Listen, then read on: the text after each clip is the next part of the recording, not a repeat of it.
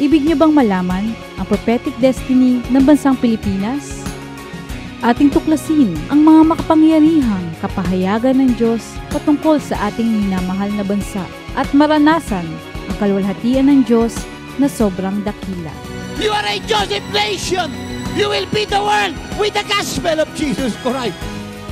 Kayo po'y dumalo sa gaganaping Living Like Jesus Conference na may temang The Philippines is for Christ. Ito ay darating na January 1 and 2, 2016 from 2 to 7 p.m. January 3, 2016 from 9 a.m. to 2 p.m. sa number 1069 EDSA, Barangay Katipunan, Quezon City, behind Shell Station Muñoz, in front of DMCI Homes. Kasabay nito ay ang pagpapamalas ng Diyos ng kanyang kagilagilalas na kapangyarihan sa oras ng himala, miracle after miracle explosion.